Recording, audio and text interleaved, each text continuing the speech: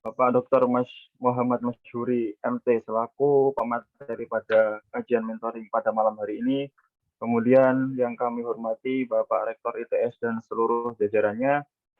Yang kami hormati pula Ketua Tim Pembina Kerohanian Islam ITS dan seluruh jajarannya, dan tentunya seluruh teman-teman yang berbahagia. Puja dan puji syukur kehadirat Allah Subhanahu wa Ta'ala yang telah memberikan nikmat dan hidayahnya kepada kita semua sehingga kita bisa berkumpul dalam kajian mentoring pada malam hari ini dengan keadaan sehat walafiat. Kemudian sholawat serta salam semoga tetap tercurah limpahkan kepada baginda Nabi Agung Nabi Muhammad SAW, yang mana dengan bimbingannya kita dapat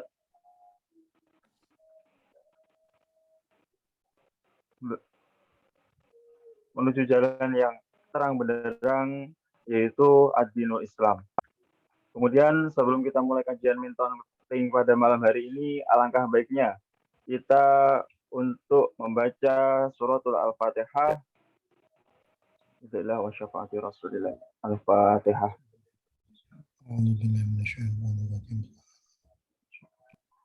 Iyyaka na'budu wa iyyaka nasta'in.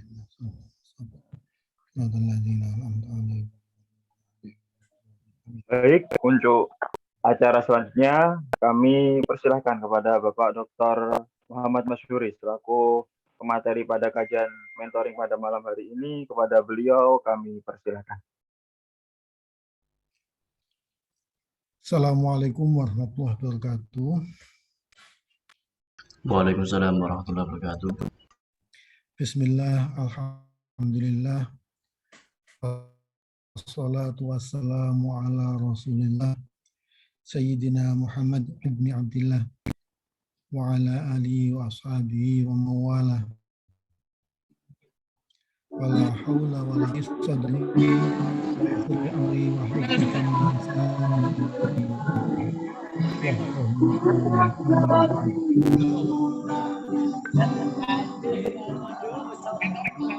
ada baca ini Mas Muhammad Adnan Syukur. Terima kasih. Moderator Mas Khairul, adik-adik mahasiswa angkatan 2021 yang saya banggakan. Alhamdulillah pada malam hari ini Allah SWT masih memberikan kesehatan, kekuatan, kesempatan, juga nikmat yang paling utama adalah kita masih diberi keimanan. Dan saya yakin kehadiran adik-adik sekalian pada malam hari ini, di samping memang mendapatkan kenikmatan-kenikmatan yang banyak tadi itu, sekaligus utamanya sebenarnya karena kenikmatan berupa keimanan. Kenapa kenikmatan keimanan yang penting? Karena keimanan inilah yang akan bisa mengantarkan kita bahagia baik di dunia saat ini dan mudah-mudahan insya Allah di akhirat kelak. Amin Allahumma amin. Jadi orientasi kehidupan manusia itu atau orang Islam itu tidak sekedar sukses di dunia, tapi juga sekaligus sukses di akhirat. Shalawat serta salam marilah senantiasa kita sampaikan kepada junjungan kita, Nabi besar Muhammad SAW, yang telah memberikan suri tauladan kepada kita semuanya. Dan mudah-mudahan ketika kita selalu bersolawat kepada beliau, kita mendapat kemudahan untuk meneladani akhlak perilaku beliau. Di samping itu mudah-mudahan dengan selalu bersolawat kepada Nabi Muhammad SAW, kelak di yaumil akhir kita akan dapatkan syafaatul uzma yang bisa menolong kita di kehidupan akhirat nanti. Amin, Allahumma amin. Adik-adik sekalian yang saya banggakan, kali ini saya diamanahi oleh panitia mentoring untuk menyajikan materi tentang akhlak. Ya. Izin share ya, Mas Moderator, izin sharing untuk mempermudah mengarahkan diskusi kita. Insya Allah saya akan menggunakan waktu dari waktu 1 jam 20 menit ini kira-kira maksimal 1 jam lah presentasinya, sehingga ada waktu untuk diskusi maksimal. Syukur kalau 45 menit sudah bisa selesai ceramahnya, sehingga nanti bisa diisi dengan diskusi. Ya. Oleh karena itu saya berharap adik-adik semuanya mencermati apa yang saya sampaikan. Kemudian kalau ada hal yang penting yang perlu di-share, perlu dikomentari, perlu ditanyakan, silahkan dicatat gitu ya, sehingga nanti pada kesempatannya kita bisa diskusi dengan baik. Dan diskusi dengan baik itu salah satu media untuk melatih kita berkomunikasi ya, secara verbal. Baik, saya akan memulai kajian malam hari ini ya, dengan menjelaskan tentang tujuan gitu ya. Tujuan dari mentoring ini ya, adalah yang pertama harapannya nanti akan bisa menghasilkan insan-insan atau mahasiswa-mahasiswa yang beriman sekaligus memiliki kerendahan hati. Yang kedua, menjadi insan-insan atau mahasiswa yang jujur. Ya. Dan yang ketiga adalah mahasiswa-mahasiswa yang mampu menegakkan sikap hidup sabar. Ya. Nah, inilah sebenarnya yang dikembangkan dalam kegiatan kerohanian Islam di ITS. Kebetulan tahun ini saya diamanahi untuk menjadi Ketua TPKI sekaligus Ketua Takmir Masjid Manarul Ilmi. Oleh karena itu, tujuan ini selalu kita upayakan. Dengan demikian nanti harapannya mahasiswa ITS ini tidak sekedar memiliki kompetensi yang baik, tapi sekaligus memiliki hati yang baik, memiliki sikap dan perilaku yang baik. Nah, kegiatan kita ini kita bagi menjadi 2 aktivitas. Yang pertama yaitu ya pengantar, ini yang sedang saya kerjakan. Jadi sekali lagi saya berharap ada komentar-komentar dari adik-adik semuanya, sehingga kita bisa mengukur apakah yang kita diskusikan ini kira-kira masuk atau tidak. Gitu ya. Nah, karena kita diminta mendiskusikan tentang akhlak, maka saya akan mulai menjelaskan tentang apa akhlak itu. Ya. Jadi kalau secara bahasa, akhlak itu bentuk jamak dari kata khuluq yang bisa bermakna as-sajiyah atau perangai, at-tabi'ah, kelakuan, tabiat atau watak dasar, al-adat, kebiasaan, ya, kelaziman, bisa juga berarti al-muru'ah, peradaban yang baik, dan ad-din, yaitu agama.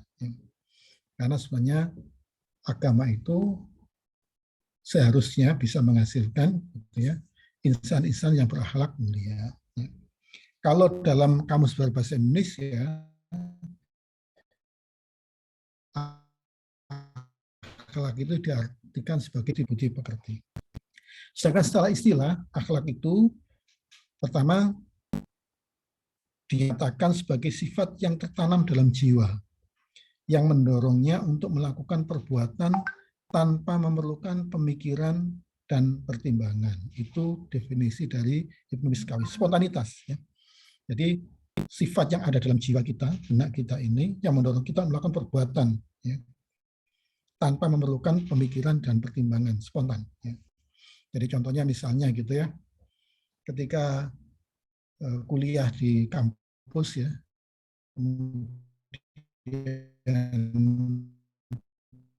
papan tulis itu penuh tolak-tolak kesana kemari mencari penghapus. Nah, mereka yang punya akhlak baik spontan, dia akan membantu mencarinya. Ya, bahkan setelah ketemu penghapusnya langsung menghapuskan. Itu spontan, tanpa difikir. Karena kalau difikir biasanya menjadi tidak bisa dianggap sebagai akhlak.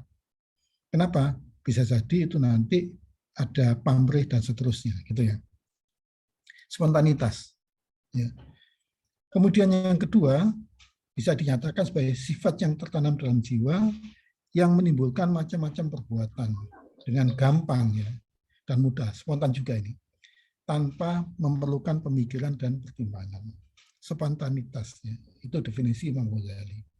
Sedangkan menurut Ibrahim Anis, itu akhlak itu sifat yang tertanam dalam jiwa yang dengannya lahirlah macam-macam perbuatan, bisa baik dan buruk, tanpa membutuhkan pemikiran dan pertimbangan. Ketiga definisi sama, semuanya spontanitas, ya, yang menghasilkan sikap dan perilaku yang ada kemungkinan sikap perilaku itu baik dan juga ada kemungkinan sikap dan perilaku itu buruk. Makanya akhlak di sini netral sifatnya. Ya. Nanti akan ada pengertian akhlak yang terpuji, yaitu akhlak mahmudah, dan ada akhlak yang tercela, yaitu akhlak madmumah. Itu ya. Dengan demikian, yang dimaksud dengan akhlak itu bisa kita ringkas ke dalam slide ini. Pertama adalah perangai, tabiat, kebiasaan, muru'ah. Ya. Kemudian juga merupakan sifat yang tertanam dalam jiwa, sifatnya spontan, yang dimiliki oleh seseorang. Sehingga nanti bisa menghasilkan, kalau akhlak yang baik, positif hasilnya, apa itu? Sikap sabar, syukur, kasih sayang, ya, ramah, suka membantu, dan seterusnya. Sedangkan kalau akhlak yang jelek, negatif, maka nanti akan menghasilkan rasa marah, mudah marah, benci, dendam, mencaci, dan seterusnya. Ya. Mencaci maki, ya. Itu akhlak yang madmumah. Ya. Jadi ringkasnya seperti itu. Nah, akhlak ini bisa kita bedakan menjadi dua. Ya, jadi kalau dorongan dari jiwa yang dalam jiwa yang bersifat spontan tadi itu, ketika dia mampu menghasilkan perbuatan yang baik, maka itu dinamakan akhlak mahmudah. Contohnya apa? Menunjukkan wajah yang berseri-seri, dermawan, menahan diri dari perbuatan yang menyakiti orang lain, membuat kerelaan seluruh makhluk. Ya. Apa itu? Melegakan orang lain. Ya, apa contohnya? Memberikan kata-kata yang baik. Ya. Membantu secara finansial. Ya. Bermurah hati. Ya, itu. Juga sabar, syukur, jujur. Itu adalah perilaku-perilaku yang dihasilkan dari akhlak yang mahmudah. Sementara ekspresi dari akhlak madmumah, ya, yang pertama misalnya apa? Suudzon, purbasangka, ya, curiga, ya, mencari-cari keburukan orang. Kalau berbicara, dusta. Kalau berjanji, diingkari. Kalau diberi amanat, khianat. Suka mencaci maki orang, mudah marah, meremehkan orang lain, ya, sombong, takabur, dan seterusnya. Ya. Jadi sampai di sini adik-adik sekalian harus paham bahwa akhlak itu netral, ya, bisa berupa akhlak yang mahmudah atau madmumah. Ketika mahmudah akan menghasilkan sikap dan perilaku yang baik, yang positif. Ketika madmumah akan menghasilkan sikap dan perilaku atau perangai yang negatif.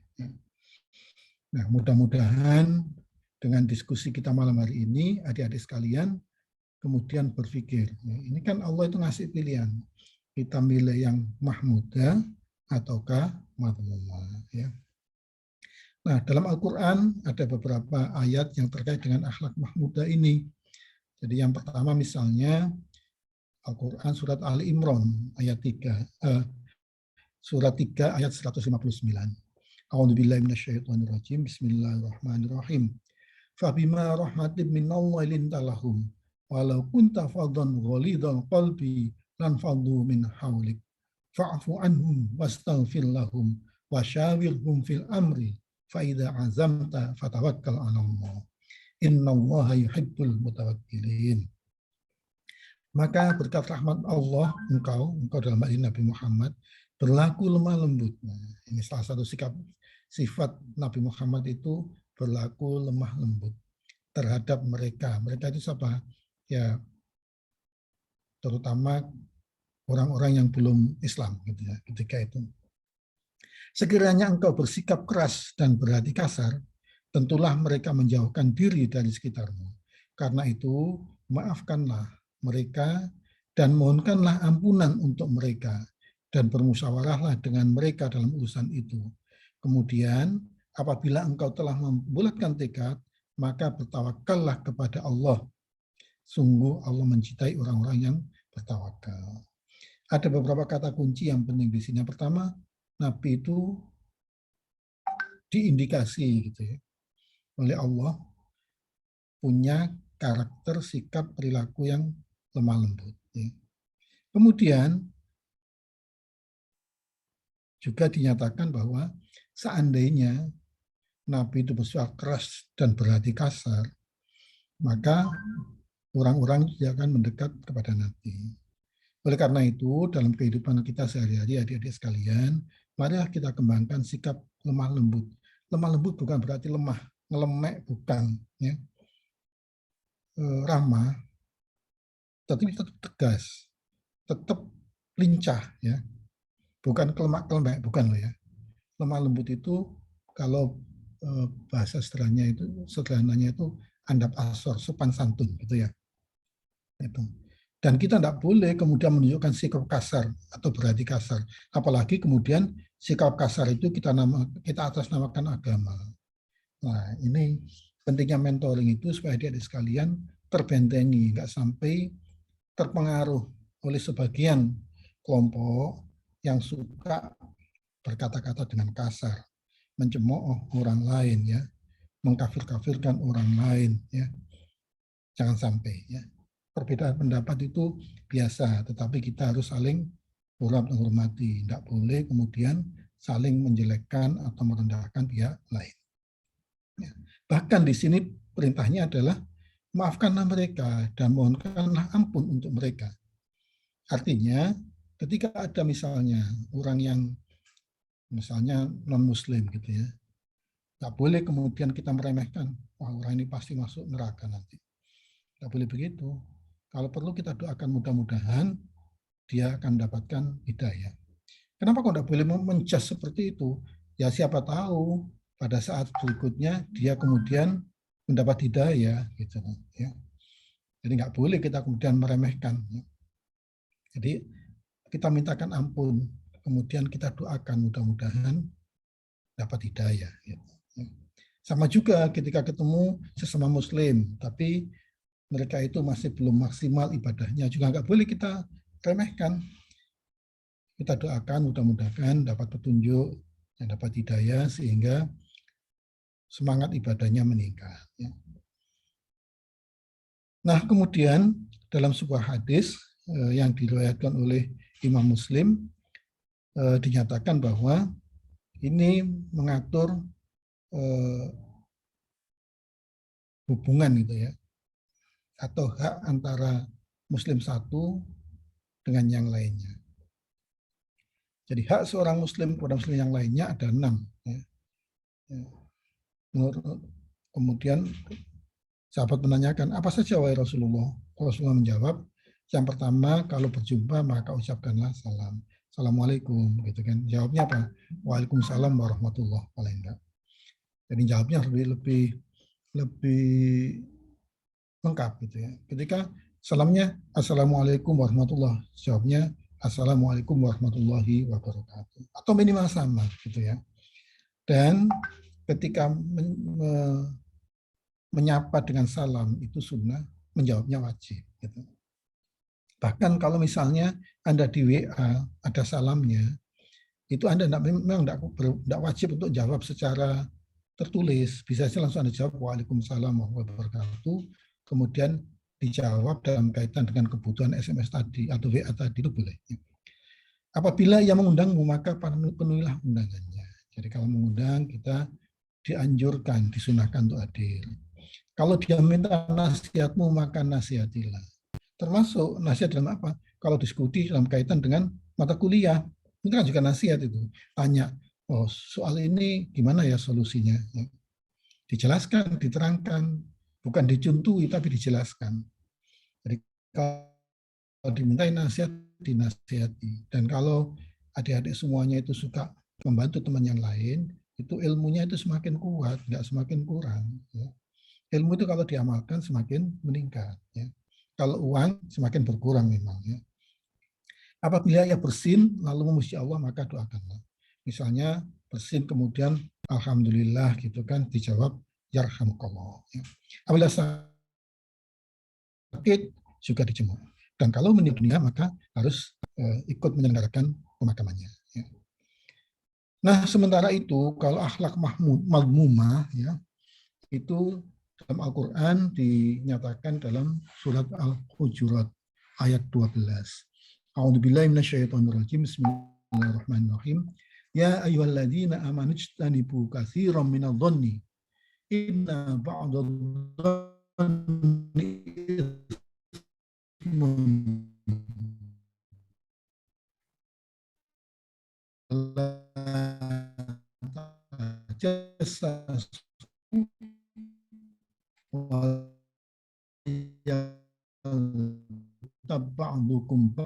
Suudon, sesungguhnya sebagian prasangka itu dosa, dan janganlah kamu mencari-cari kesalahan orang lain, dan janganlah ada di antara kamu yang menggunjing sebagian yang lain. Apakah ada di antara kamu yang suka memakan daging saudaranya yang sudah mati? Tentu kamu merasa jijik, dan bertawakallah kepada Allah.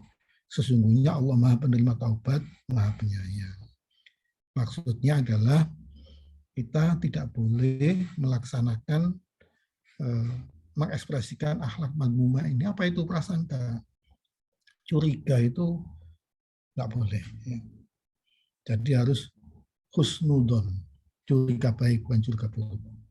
Kemudian juga nggak boleh mencari-cari kesalahan orang lain. Ya. Apalagi kemudian sampai menggunjing ghibah. Ya. Itu diibaratkan seperti memakan daging saudara kita yang mati, bukan main itu. Jadi memakan daging bangkainya manusia.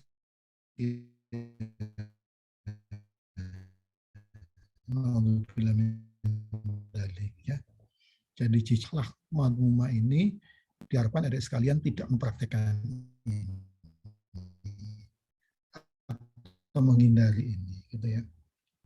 Kemudian dalam sebuah hadis dinyatakan ayatul munafiqi salasun ila hadatsa kadzaba wa idza wa'ada akhlafa wa idza tumina khana. Jadi Rasulullah SAW itu ada 3 tanda-tanda orang munafik. Yang pertama, kalau berkata dia berbohong, kalau berjanji mengingkari, dan kalau dipercaya berkhianat. Nauzubillah min dzalik. Makanya saya selalu sering mengatakan kepada para mahasiswa, kepada para dosen yang lebih muda, kalau akademisi itu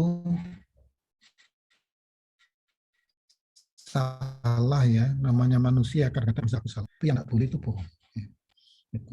Makanya kalau adik-adik semuanya itu tidak berbohong, itu akan bisa membentuk karakter yang positif ya. Dan bisa meningkatkan semangat untuk belajar. Gitu, ya. Mencontoh, ngerpek itu kan sama dengan berbohong sebenarnya. Ya kan?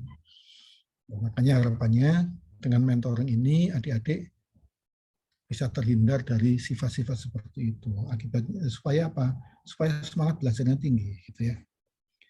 Nah, akhlak itu punya dimensi, ada 3 dimensi akhlak. Yang pertama akhlak kepada Allah Subhanahu wa taala, hubungan manusia terhadap Allah Subhanahu wa taala.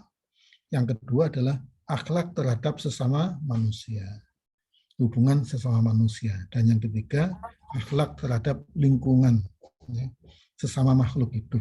Ya. Nah, apa yang dimaksud dengan akhlak terhadap Allah Subhanahu wa taala ini? Landasannya adalah surat Al-Ikhlas ya. Qul huwallahu ahad. Gitu kan? Katakanlah Muhammad dialah Allah yang Maha Esa. Jadi akhlak kita kepada Allah itu kita harus mengesakan Allah Subhanahu wa taala ya. Jadi Allah ini menyuruh Nabi Muhammad SAW itu kan itu kan katakan Muhammad gitu kan. Wallahu ahad ya. Dialah Allah yang Maha Esa. Jadi Allah menyuruh Nabi Muhammad menjawab pertanyaan orang-orang yang menanyakan tentang sifat Tuhannya, bahwa dia adalah Allah yang Maha Esa, tidak tersusun dan tidak terbilang. Karena berbilang dalam susunan zat berarti bahwa bagian kumpulan itu memerlukan bagian yang lain. Sedangkan Allah sama sekali tidak memerlukan suatu apapun. Esa, betul-betul Esa. Ya. Dan yang namanya Tuhan itu memang seharusnya Esa gitu. Kalau Tuhannya banyak, kesulitan kita memenuhi perintah-perintahnya, gitu kan ya. Makanya Islam ini bukan main. Dan kita bersyukur negara kita, ya, Indonesia ini berlandaskan pada Pancasila, yang sila pertamanya adalah ketuhanan yang Maha Esa. Itu analog atau inline gitu ya, selaras dengan ayat Qul huwallahu ahad ini. Ya. Kemudian, ya, keesaan Allah itu esa pada zatnya, esa pada sifatnya, dan esa pada perbuatannya. Ya. Semuanya itu punya otoritas penuh dari Allah SWT. Ya. Baik dalam kaitan dengan zat, baik dalam kaitan dengan sifat, maupun dalam kaitan dengan perbuatannya. Ya. Nah, yang kedua, bahwa Allah itu memiliki sifat-sifat yang terpuji. Segala puji hanya milik Allah SWT. Ya. Dalam Al-Quran dinyatakan, ini surat Al-Mulk ya, A'udzubillahi minasyaitonirrajim, Bismillahirrahmanirrahim. Yusabbihu lillahi ma fis samawati wa ma fil ard, lahul mulku wa lahul hamdu wa huwa ala kulli syai'in qadir. Apa yang ada di langit dan apa yang ada di bumi senantiasa bertasbih kepada Allah. Miliknya semua kerajaan dan baginya pula segala puji. Dan dia maha kuasa atas segala sesuatu. Artinya apa? Allah menerangkan bahwa apa yang ada di langit dan bumi bertasbih mensucikannya. Makanya kita ini sebagai khalifah Allah di bumi ini juga punya disunahkan ya, sangat dianjurkan untuk selalu bertasbih. Subhanallah, membaca subhanallah, mensucikan Allah. Ya. Itu akhlak kita terhadap Allah. Yang kedua adalah apa yang ada di langit dan di bumi menunjukkan kesucian dan kesempurnaan Allah. Serta semua makhluk itu tunduk dan menyerah kepadanya. Ya. Jadi apa yang berikutnya? Ketundukan dan kepatuhan kepada Allah SWT. Kalau kita tunduk dan patuh berarti apa? Melaksanakan semua perintahnya dan menjauhi semua larangannya. Mudah-mudahan kita bisa melaksanakan. Ya. Yang ketiga, Allah itu Maha Raja yang berwenang berbuat sesuatu sesuai dengan kehendaknya terhadap semua yang ada. Ya. Dan dia berhak dipuji. Ya. Karena dia sumber dari segala kebaikan. Ya. Jadi kalau kita misalnya ya kita dipuji orang lain, kita harus menjawabkan Alhamdulillah. Bukan kok Alhamdulillah itu artinya terus kemudian kita menerima pujian itu, tetapi maksudnya adalah segala puji hanya milik Allah. Gitu. Dengan demikian, itu bentuk kerendahan hati kita. Ketika kita dipuji, dengan lalu kita nyatakan bahwa sebenarnya yang berhak dipuji hanya Allah SWT. Itu akan menghindarkan kita dari sikap sombong, ya, hingga kita menjadi tawadu. Ya.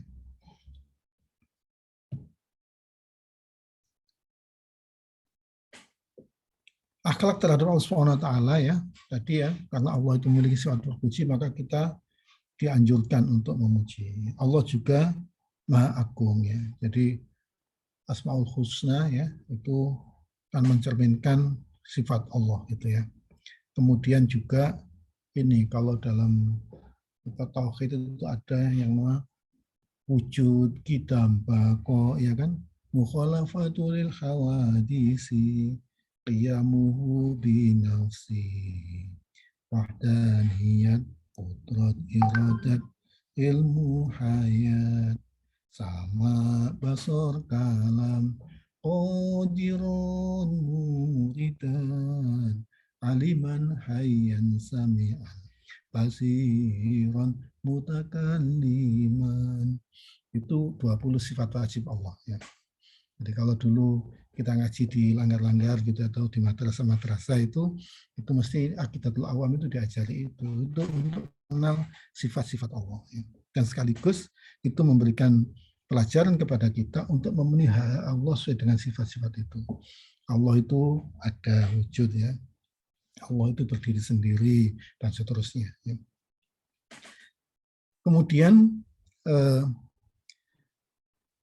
Al-Quran itu memerintahkan manusia untuk menjadikan Allah sebagai pelindung. Rabbul masyriqi wal maghribi la ilaha illa huwa fattakhidhu wakila. Ya. Dialah Tuhan timur dan barat, tidak ada Tuhan selain Dia, maka jadikanlah Dia sebagai pelindung. Ya. Jadi kita jangan minta perlindungan kepada siapapun. Perlindungan itu hanya dari Allah, ya, dan bisa membuat hati kita tentram. Itu kelebihan orang Islam. Kalau ada masalah, kita bisa minta perlindungan. Kalau kita takut khawatir terhadap sesuatu hal, kita minta perlindungan kepada Allah. Karena Allah Maha Pelindung. Ya. Nah, yang kedua adalah akhlak terhadap sesama manusia. Ya. Al-Quran menjelaskan perlakuan sama manusia, baik berupa perintah untuk berbuat baik kepada sesama maupun larangan untuk menyakiti sesama. Jadi, dalam surah Al-Quran dinyatakan, ya, surat 26, ayat 183, A'udzubillahi minasyaitonirrajim, bismillahirrahmanirrahim, wala tabkhasun nasa asya'ahum, wala ta'athaw fil ardi mufsidin. Dan janganlah kamu merugikan manusia dengan mengurangi hak-haknya, dan janganlah kamu membuat kerusakan di bumi. Bukan main ini. Islam itu agama yang betul-betul paripurna. Sampai yang namanya hubungan dengan manusia saja itu diatur. Kita nggak boleh merugikan orang lain dalam bentuk apapun. Ya. Dan kemudian kita juga nggak boleh mengurangi hak orang lain. Ya. Itu. Jadi misalnya dosen itu punya hak untuk didengarkan materi pembelajarannya. Ya. Karena nggak boleh kemudian mengabaikan waktunya kuliah, kemudian karena online ditinggal tidur, itu berarti mengurangi hak itu. Ya. Dosen wajib mengajar, tetapi mahasiswa harus memenuhi haknya dosen apa mendengarkan itu. Ya. Sama, dosen juga harus memenuhi haknya mahasiswa, apa misalnya memberi kesempatan untuk belajar, menjawab ketika ada pertanyaan, memberi pengarahan kalau ada mahasiswa yang butuh pengarahan atau bimbingan. Ya. Seperti itu. Dan ini yang penting, kita juga ini sebenarnya masuk kategori juga dalam kaitan dengan akhlak terhadap lingkungan. Kita dilarang membuat kerusakan di muka bumi. Jadi kalau sekarang terjadi banjir, ya, tanah longsor, itu sebenarnya akibat manusia tidak mengamalkan ayat ini. Ya, pohon-pohon digunduli semau-maunya, gitu ya. Akibatnya apa? Air dari atas itu tidak bisa ditahan di dalam tanah. Dan tanah yang tidak ada akar-akar pohon itu tidak mampu menahan rembesan air. Maka terjadilah banjir bandang. Ya. Makanya kita sebagai orang yang akademisi, ya, baik dosen maupun mahasiswa, harus menjadi contoh. Termasuk harus menjaga alam itu apa sebenarnya? Nanti saya terus jelaskan di berikutnya. Ya, menjaga kebersihan siswa, orang-orang tempatnya lembaga dakwah, lembaga kajian keislaman departemen itu ya. Jangan sampai kotor, karena kalau kotor berarti kita merusak lingkungan. Ya. Nah, dalam kaitan dengan akhlak terhadap manusia ini, dalam Al-Quran surah Al-Baqarah ayat 83 dinyatakan,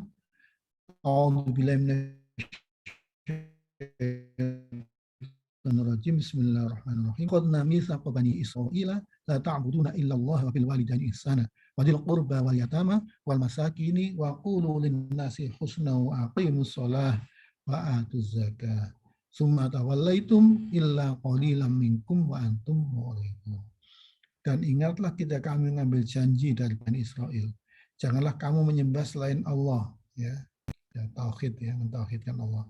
Dan berbuat baiklah kepada kedua orang tua. Ini kan pertama, berbuat baik kepada orang tua, kepada kerabat, anak-anak yatim dan orang-orang yang miskin. Dan bertutur katalah yang baik kepada manusia. Laksanakan sholat dan tunaikan zakat. Tetapi kemudian kamu berpaling mengingkari kecuali sebagian kecil dari kamu dan kamu masih menjadi pembangkang.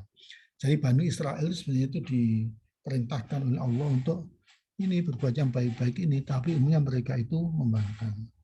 Nah, kita tuh bisa ngambil pelajaran seharusnya kita sebagai orang Muslim ya, sebagai Muslim ya harus melaksanakan perintah ini dengan orang tua harus berbaik-baik. Dan ingat, salah satu cara berbuat baik kepada orang tua itu adalah menunjukkan keberhasilan sebagai seorang mahasiswa, punya prestasi juga sekaligus berkarakter baik. Itu cara berbuat baik kepada orang tua. Ya.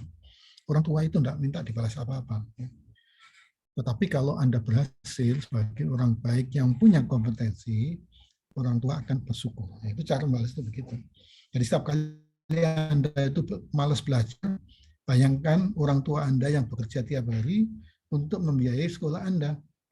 Bayangkan betul itu. Ya. Nah, sehingga kalau misalnya Anda nggak mau belajar, itu sama saja dengan secara nggak langsung tidak berbuat baik kepada orang tua. Di samping juga harus menggunakan tutur kata yang baik. Ada lagi di sini, setelah menunaikan sholat juga melaksanakan sholat, tunaikan zakat. Nah, infak juga ya. Makanya di kegiatan mentoring kali ini nanti akan ditutup dengan gerakan infak ya, digital. Semuanya sudah install aplikasi link aja atau belum? Coba saya ingin lihat siapa yang sudah install ya. Coba Raisen. Yang sudah install link aja coba Raisen. Oh, ada 1, 2, 3. 1, 3, 4. Oke, alhamdulillah. 5 dan seterusnya ya. Mudah-mudahan ini yang hadir 297 ya, hampir 300 ini mudah-mudahan sudah install semuanya. Kemudian dibiasakan nanti. Tidak perlu banyak-banyak. 1.000 ya, 2.000 nggak masalah. Ya. Toh itu nggak ditarik biaya karena kita punya kerjasama dengan link aja itu. Nah, hasilnya nanti apa? Bisa digunakan untuk memberikan berkontribusi kepada pihak-pihak yang membutuhkan untuk kegiatan kemahasiswaan Muslim dan seterusnya. Ya. Jadi ketika bersedekah itu jangan menunggu ketika lapang. Ketika sempit kalau terbiasa, maka apalagi ketika lapang nanti akan semakin bersemangat. Dan ingat ketika manusia mati itu kan banyak yang kemudian apa istilahnya itu memohon kepada Allah, Allah berikan kesempatan saya untuk hidup sebentar lagi saja dan saya akan bersedekah gitu kan ya. Kenapa? Betapa besar ya pahala orang bersedekah itu. Makanya adik-adik sekalian rutinkan misalnya tiap Jumat aja, misalnya Jumat pagi langsung aja pakai link aja kan langsung bisa klik udah langsung sampai itu. Ada 1.000 ya 1.000, ada 2.000 2.000, ada 5.000 ya 5.000, ada 1 juta ya 1 juta, nggak apa-apa ya. Ini ya. Jadi akhlak terhadap sesama manusia itu ya berbuat baik kepada sesama manusia ya. Kemudian dalam Al-Qur'an surat ke-49 ayat 11 ya, dinyatakan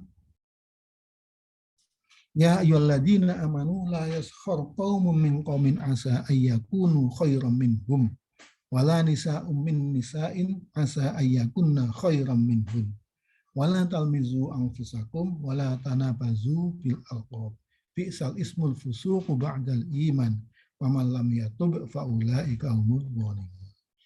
Ini surat Al-Hujurat ini insyaallah ya. Wahai orang-orang yang beriman, janganlah suatu kaum mengolok-olok kaum yang lain. Ya, ini penting ini. Jangan suka mengolok-olok orang lain. Karena apa? Boleh jadi mereka yang diperolok-olokkan lebih baik dari mereka yang mengolok-olokkan. Bukan main agama kita itu ya. Kita diminta untuk introspeksi, menjaga diri, menjaga mulut. Sekarang olok-olok tidak sekedar pakai mulut, bisa pakai jari, ya kan? Di grup-grup itu, di medsos itu kemudian kita jelek-jelekan pihak lain. Tolong jangan. Jadi saya mohon mahasiswa Muslim ITS ini mewarnai medsos tapi dengan dengan postingan yang positif-positif. Karena apa? Begitu Anda memperolok-olokkan orang, terus orang lain itu terpengaruh oleh olok-olokan Anda itu, semakin banyak yang terpengaruh, dosanya semakin besar. Sebaliknya, Kalau yang Anda posting itu yang positif-positif, kemudian banyak orang yang terpengaruh dengan postingan Anda, itu semacam ibadah amal jariah itu, yang kemudian berantai terus, di-share sama orang lain, Anda dapat pahala. Kalau yang negatif, di-share orang lain, Anda dapat dosa. Gitu. Makanya, mari kita warnai media sosial dengan postingan-postingan yang konstruktif, yang positif, yang menyemangati, yang membahagiakan orang lain. Ya. Kalau tidak bisa, ya mending diam. Ya. Kemudian ini dicontohkan bisa jadi perempuan yang perempuan juga tidak boleh mengolok-olok. Ya. Ada penekanan di sini. Sepertinya perempuan memang kadang-kadang punya mulut lebih istilahnya ya. Mohon maaf gitu ya. Tapi itu di satu sisi ada posisinya, ada keterampilannya. Kenapa demikian? Karena perempuan itu yang punya tugas utama mengarahkan anaknya pada dasarnya itu. Kalau laki-laki itu kerja di luar dan seterusnya, ibu ini yang kemudian punya peran penting. Saya seringkali memang banyak ngomong gitu ya. Tapi ini diperingatkan, jangan sampai ngomongnya itu hal yang negatif atau menjelekkan orang lain. Janganlah kamu saling mencela satu sama lain, dan janganlah saling memanggil dengan gelar-gelar yang buruk ya. Panggilan yang jelek aja nggak boleh ya. Apalagi mencela sampai bilang kafir ya, murtad, jangan ya. Itu bertentangan dengan akhlak yang dicontohkan Nabi Muhammad SAW. Seburuk-buruk panggilan adalah panggilan yang fasik ya. Padahal dia itu setelah dia beriman, sudah beriman masih dipanggil dengan jelek. Panggilannya jelek. Maka barang siapa tidak bertobat, maka mereka adalah orang-orang yang boleh. Ya. Nah, yang ketiga adalah akhlak terhadap lingkungan. Ya. Jadi Nabi Muhammad SAW itu diutus untuk rahmat bagi sekalian alam. Wa ma arsalnaka illa rahmatan lil alamin. Dan tidak mengutus engkau, ya. Kami tidak mengutus engkau, kami Allah ya.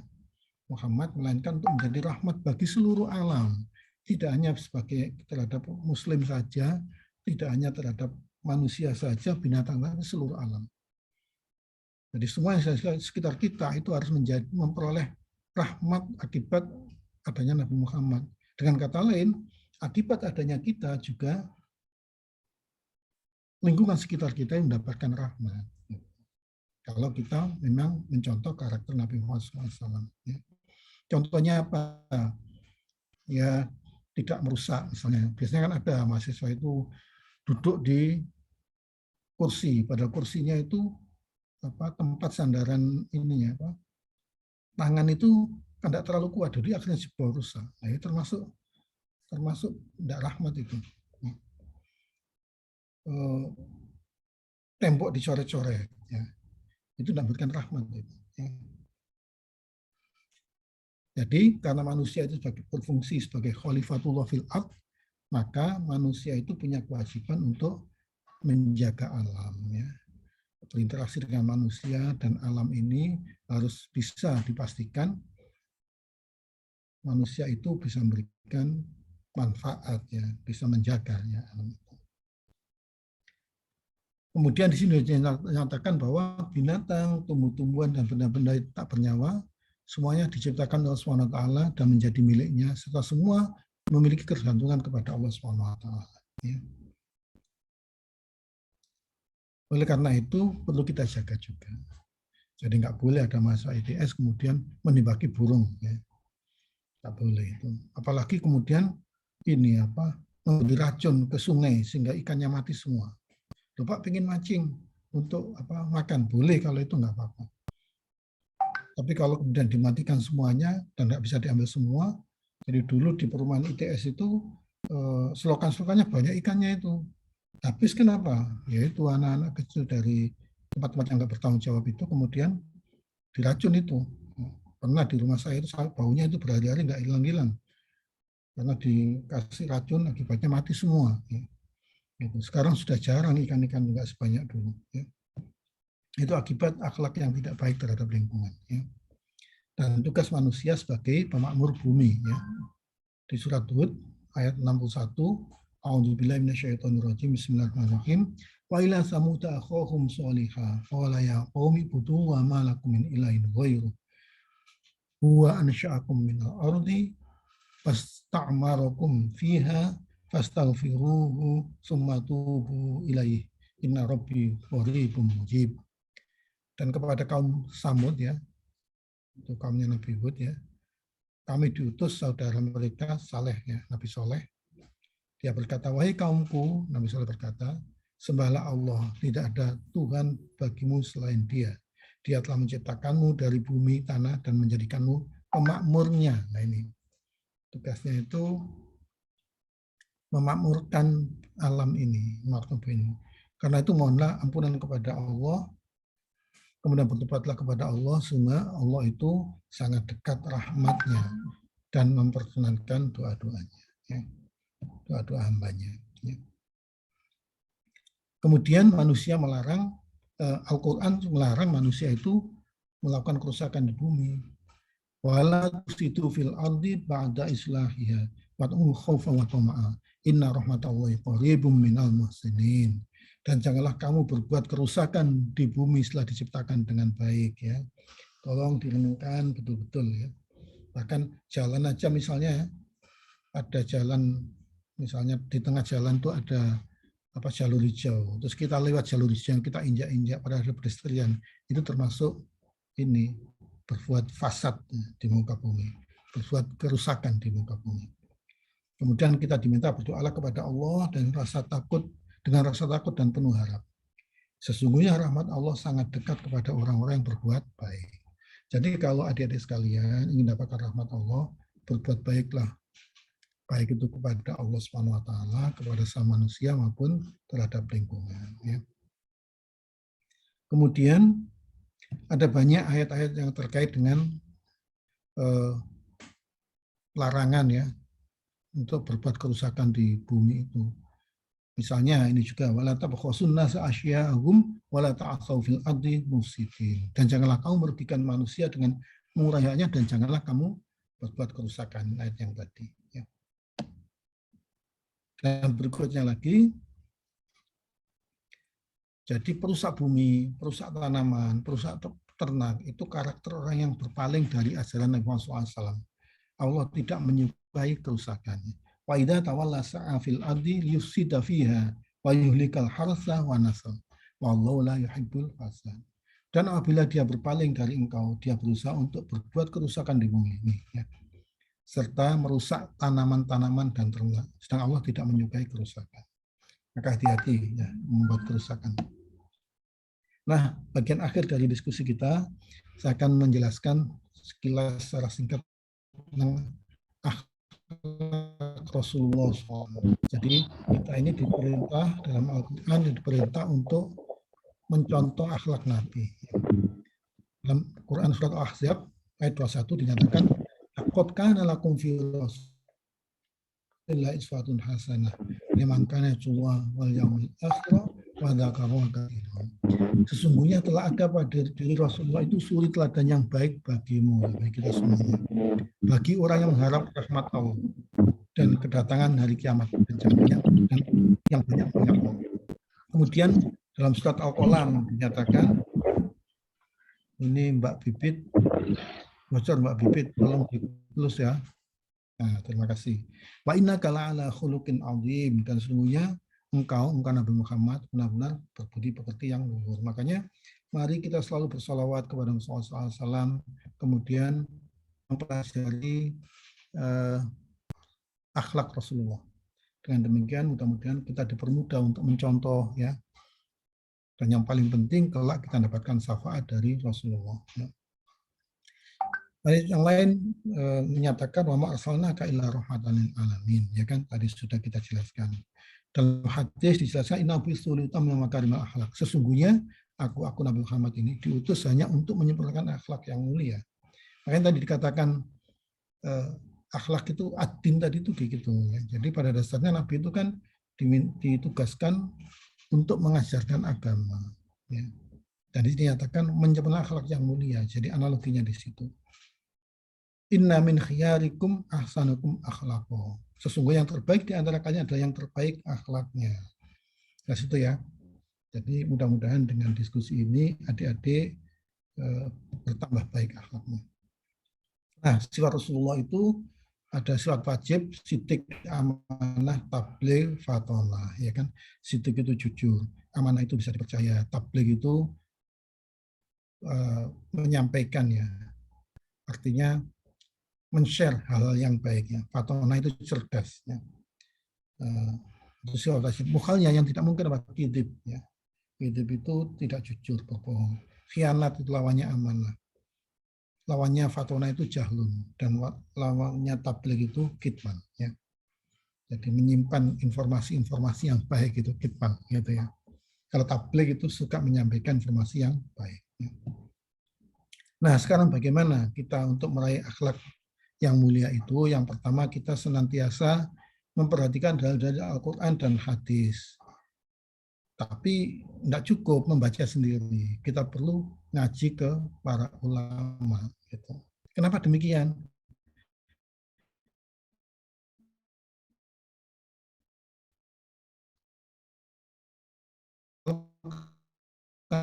Karena nggak ada yang ngajari, itu yang rasional saja.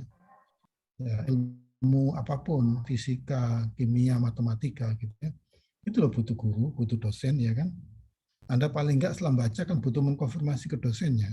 Benar apa tidak pemahamannya itu. Oleh karena itu, belajar agama itu harus melalui guru. Ya.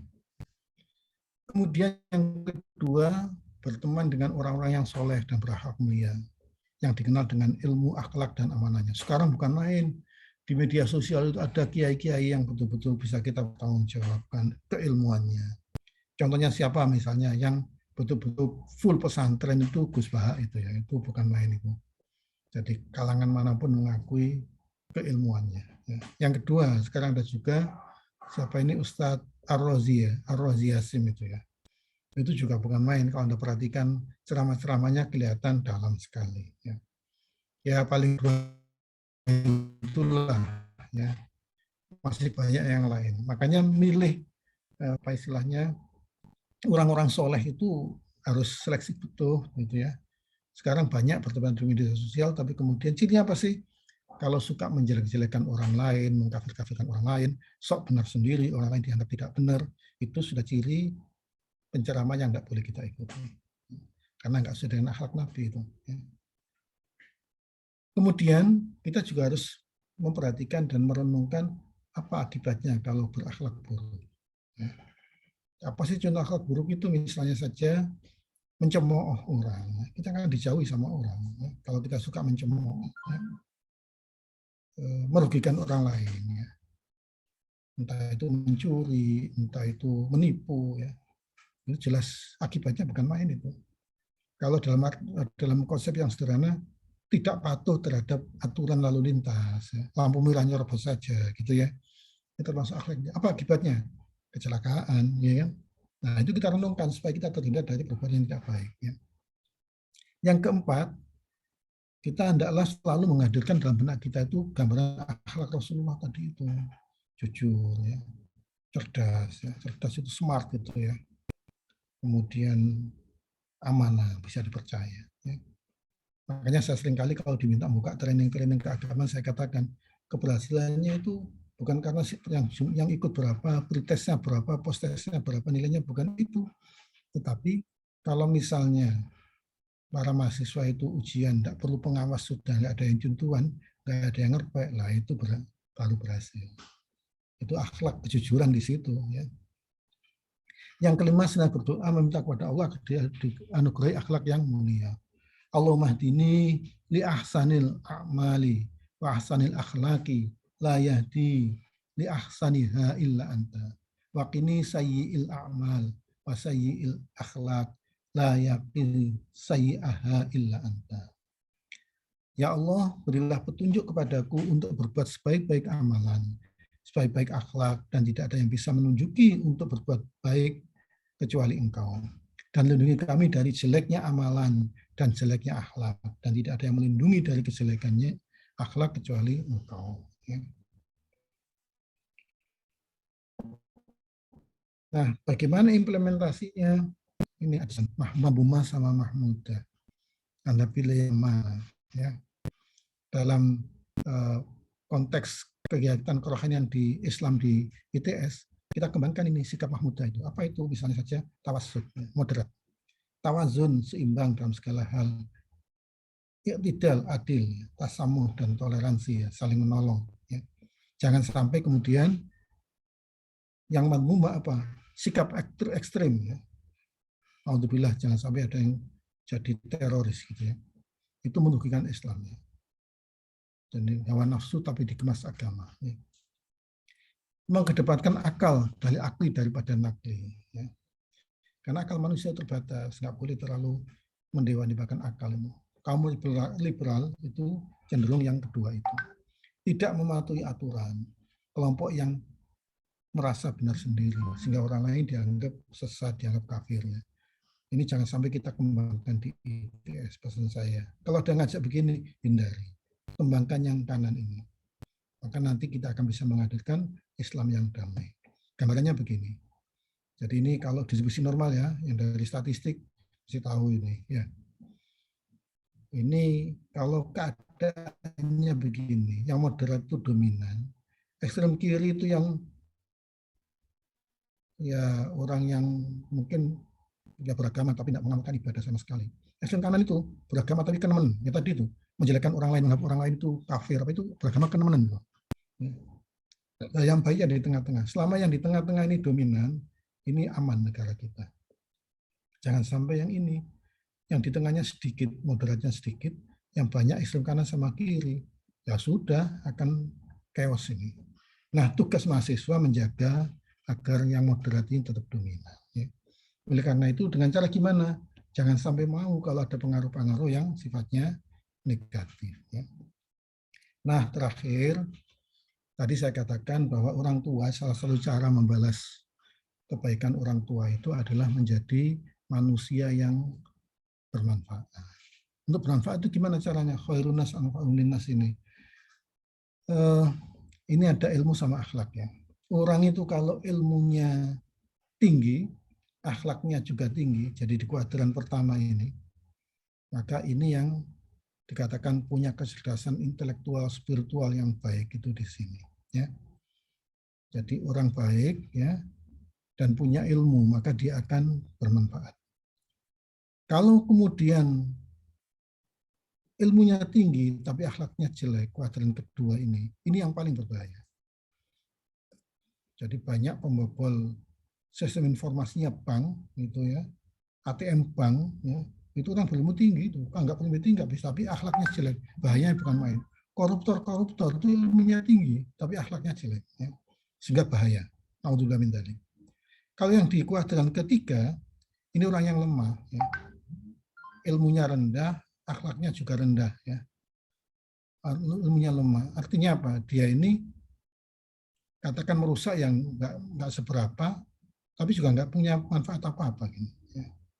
Ini orang yang lemah itu. Nah, yang kuadran 4 ini akhlaknya baik, tapi ilmunya jelek, ilmunya rendah, nggak bisa bermanfaat. Ya. Jadi yang cerdas emosionalnya saja, tapi intelektualnya tidak. Gitu. Ya. Oleh karena itu, dari sekalian, kita harus menjadi orang pada kuadran. Itulah kenapa di samping Anda diajari ilmu pengetahuan dan teknologi, juga diberikan pembelajaran sifatnya spiritual, contohnya mentoring ini. Makanya manfaatkan dengan baik sehingga Anda menjadi orang yang baik. Dan kalau Anda menjadi orang yang baik, maka Anda akan bisa beri manfaat. Kapan bisa beri manfaat? Kalau baik dan punya ilmu. Demikian sebagai penutup, ada waktu 25 menit untuk diskusi. Saya kembalikan kepada Mas Moderator. Monggo Mas.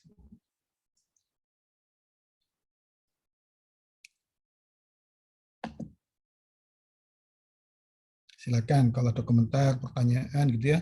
Nanti komentar, pertanyaan nggak harus saya jawab, bisa saja yang lain yang menjawab ya.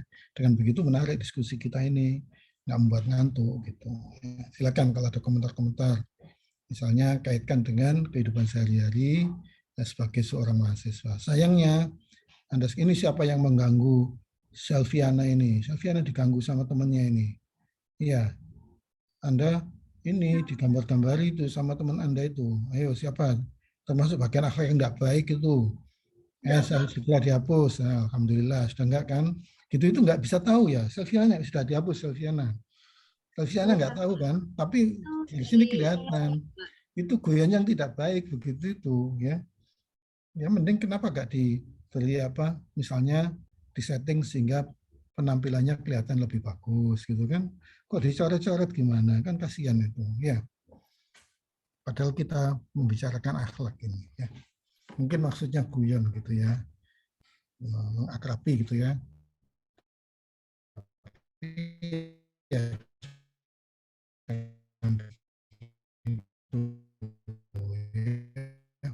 yang bersangkutan nggak tahu soalnya gitu ya. Itu nggak tahu ya kalau di ada nggak ya? Wadah Mas Khairul.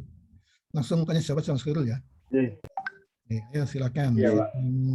Komen lo itu dikasih. Monggo dari teman-teman yang ingin ditanyakan.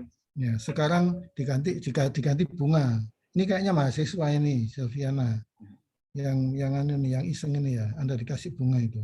Ya, ya sudah nggak apa-apa, sabar aja. Bukan Pak, itu memang settingan dari saya sendiri Pak. Oh ya sudah kalau gitu, maaf kalau gitu. Baik, terima kasih. Ya, karena tadi kok dicoret-coret gitu. Yang tadi enggak, yang tadi Anda sendiri juga, supaya nggak ngantuk gitu. Iya Pak, saya sendiri. Oh gitu, oh ya sudah. Baik, mohon maaf saya jadi kok berprasangka buruk kepada yang lain ya, karena ketidaktahuan. Silakan siapa yang mau bertanya lebih lanjut. Ada komentar.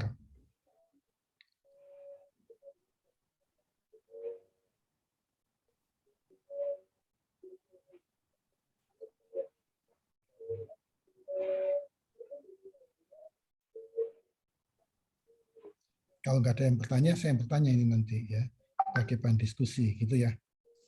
Ini Pak, ada dari Dava Kevin. Oke, silakan. Mana yang mana ya? Ada yang raise hand atau? Baik, terima kasih. Dava, silakan Dava. Ya, silakan. Baik Pak, terima kasih atas apa yang diberikan.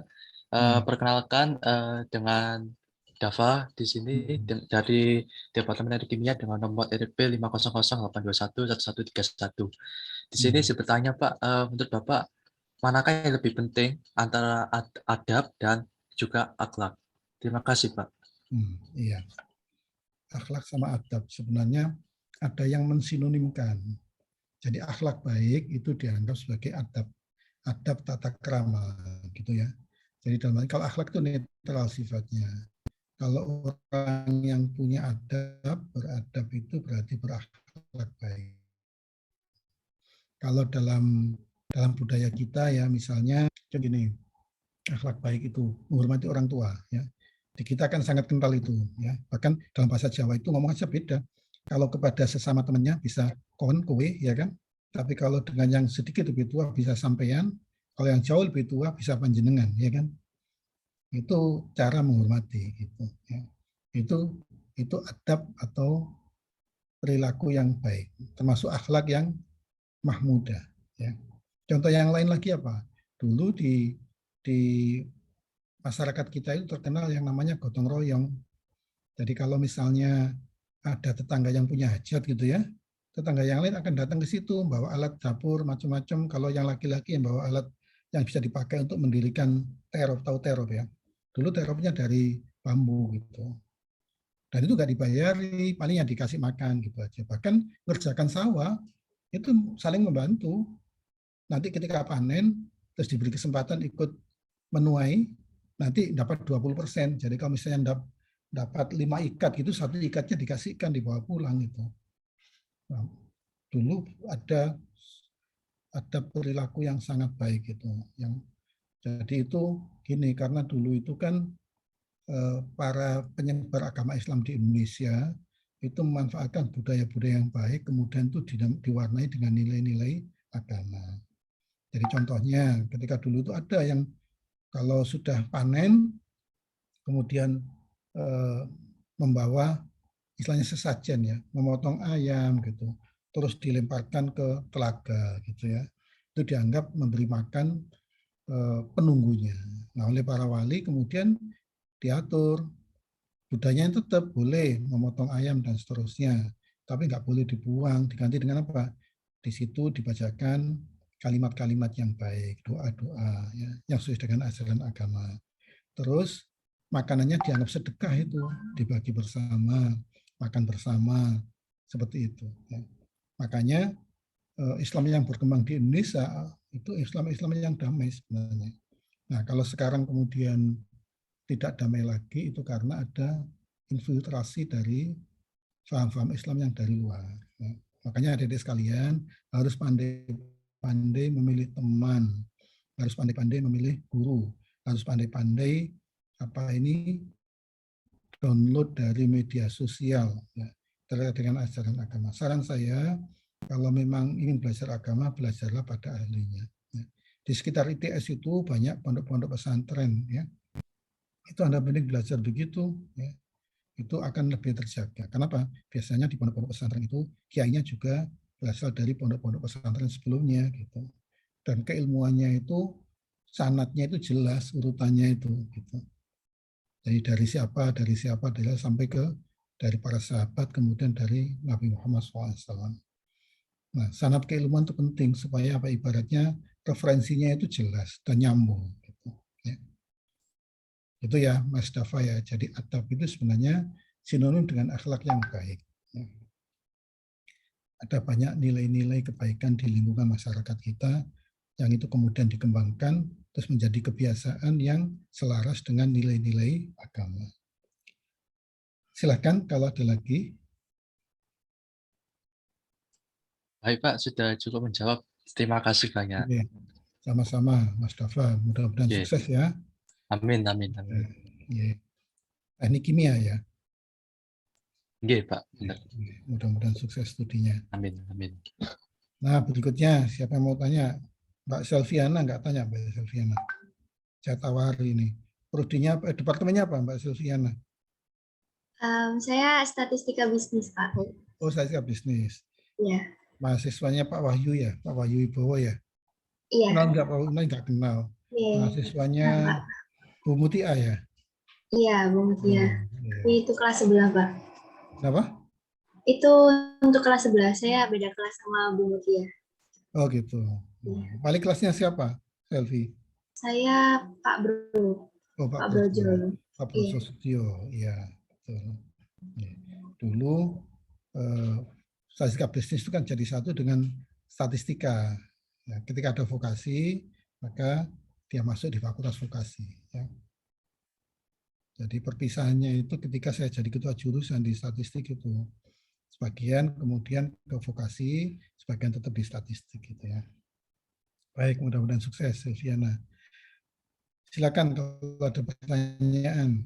Masih ada waktu 15 menit, lumayan kita ngomong-ngomong daripada ngantuk ya kan. Ya. Mohon izin masuk Pak. Silakan, Mas Torik ya. Silakan. Ya.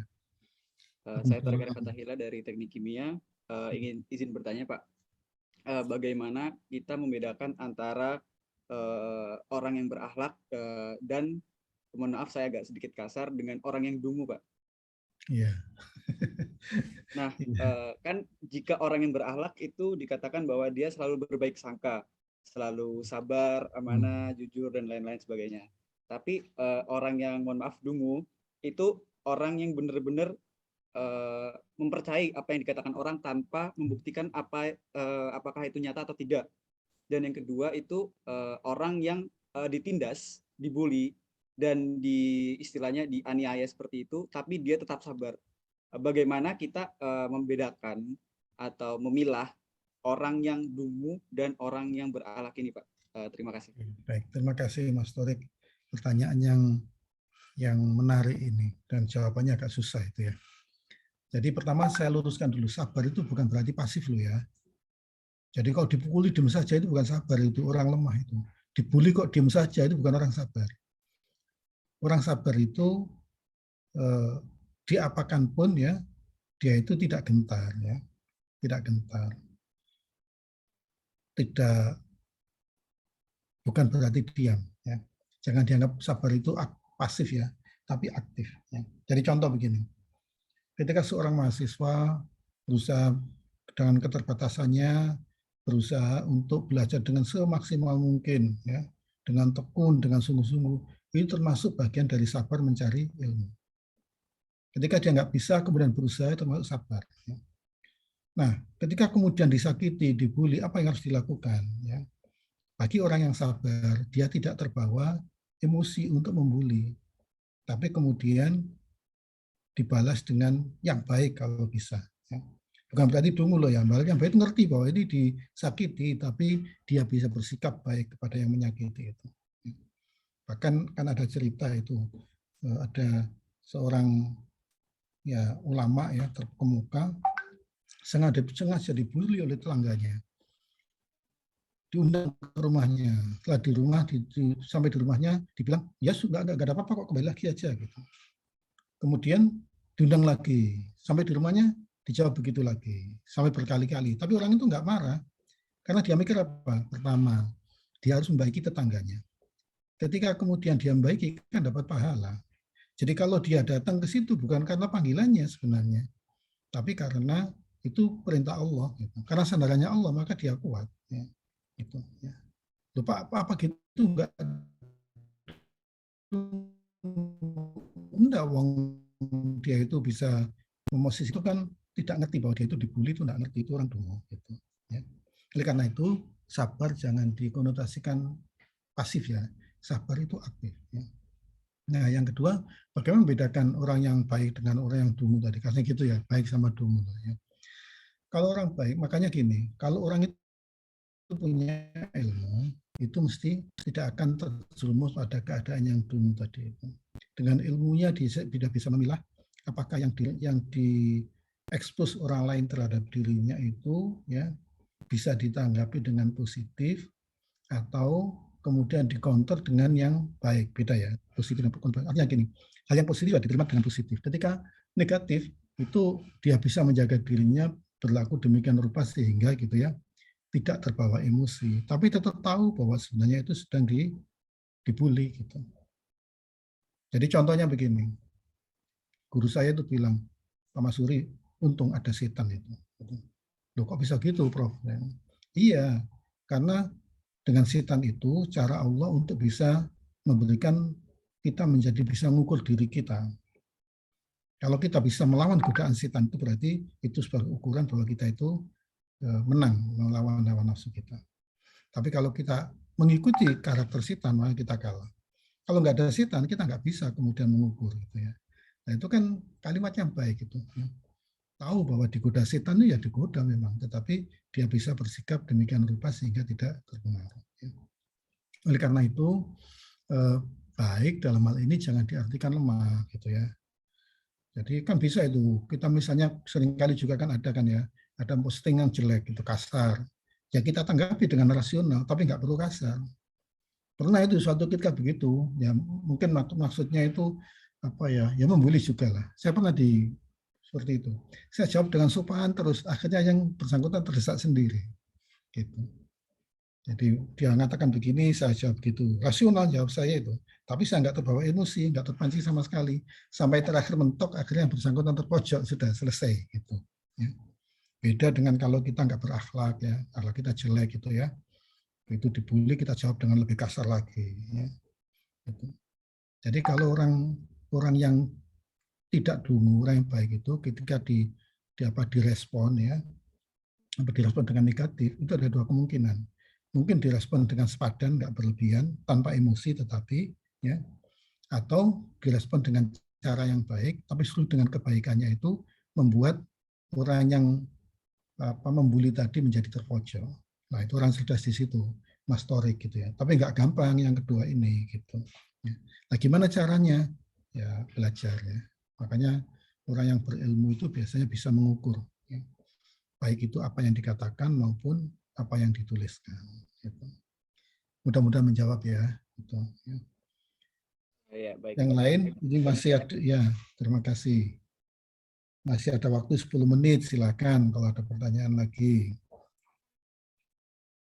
Ini, saya bertanya, nama saya Anissa Lintang.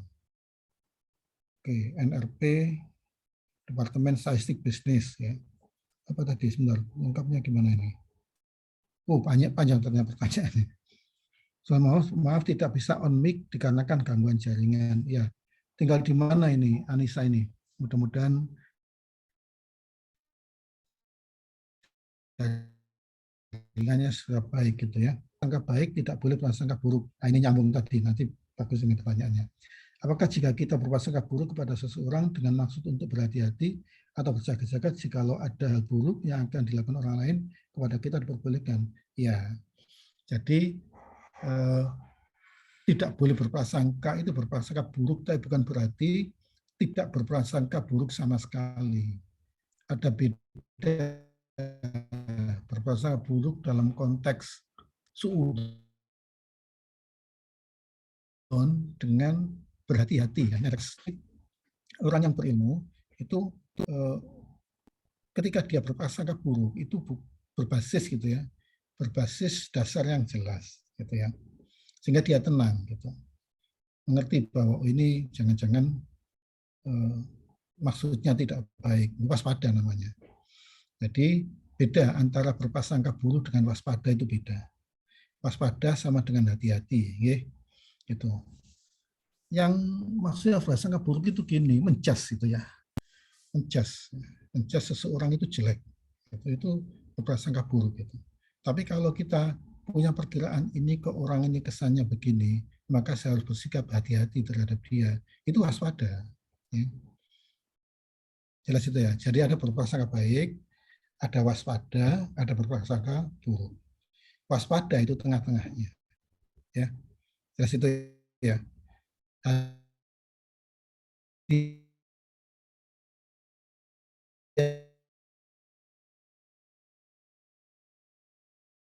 Tapi nggak sampai menjas orang itu jelek. Ya. Karena berarti ya. Baik. Satu lagi, silakan kamu masih ada pertanyaan. Oh ini, tuh. Prastiowati, Prastiowati silakan. Terima kasih atas kesempatannya. Oh, Selviana. Oh ya, silakan Selviana. Ya. Terima kasih atas kesempatannya. Perkenalkan, nama saya Selviana Prasetyawati, NRP 20 4321 1068 dari Departemen Statistika Bisnis. Saya izin bertanya, Pak. Kan akhlak kepada lingkungan itu perilaku atau perbuatan kita terhadap lingkungan. Nah, kita kan tidak boleh untuk merusak, terus mengeksploitasi secara besar-besaran sehingga timbul ketidakseimbangan dalam lingkungan kan. Nah, tapi eksploitasi dan mengambil manfaat dari alam itu kan juga digunakan untuk kebutuhan semua umat manusia ya Pak, seperti kita juga. Nah, saya penasaran, apakah kita juga nantinya akan diberi label manusia tidak memiliki akhlak terhadap lingkungan karena kita juga termasuk mengkonsumsi dari hasil eksploitasi alam yang sebenarnya itu nggak boleh. Seperti itu Pak. Terima kasih. Iya, betul. Terima kasih Selviana, pertanyaan yang baik itu ya. Ada contoh begini. Jadi dulu waktu saya kuliah S3 itu pernah seminar di Malaysia ya. Ada Universitas PLN gitu ya, tapi bukan PLN kan kita, pokoknya perusahaan listriknya itu punya perguruan tinggi. Dan ketika saya kuliah seminar di situ itu halamannya sangat luas, terus ada embungnya, gitu. Embungnya sangat dalam dan indah sekali. Nah, saya tanya, ternyata itu bekasnya tambang timah. Sementara kalau Anda lihat di Pulau Bintan di Indonesia itu akibat ditambang timahnya terus tidak dikembalikan, rusakkan lingkungannya. Itu sama-sama memberi manfaat. Yang satu juga ditambang, tapi kemudian lingkungannya dikembalikan. Sementara ada yang ditambang, tapi lingkungannya ditinggal begitu saja. Di Indonesia banyak sekali. Saya sekarang di Balikpapan ini. Di Kalimantan Timur itu banyak tambang-tambang batu bara, setelah diambil batu baranya, itu rusak. Sehingga salah satu concern ITK ini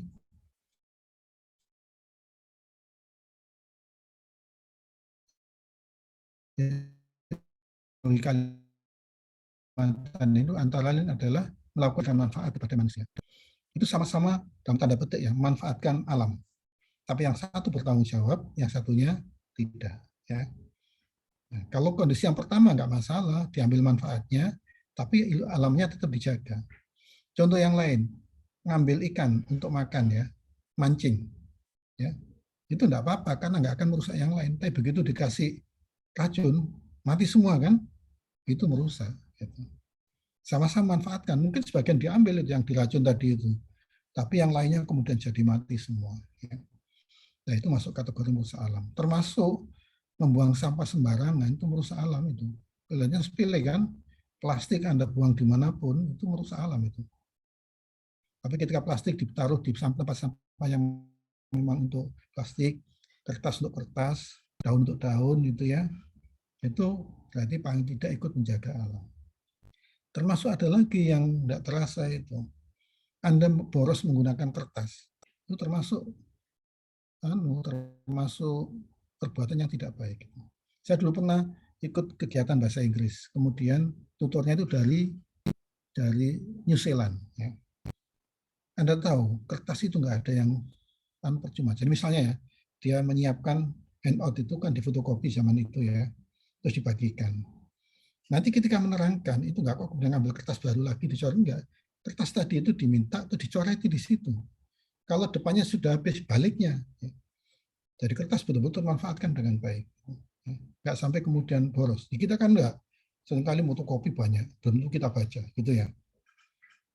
Nah itu termasuk eksploitasi yang tidak bertanggung jawab. Jadi kita memang diizinkan untuk memanfaatkan alam untuk kemakmuran manusia, tapi harus bertanggung jawab. Kata kuncinya begitu.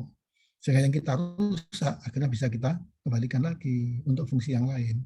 Jadi banyak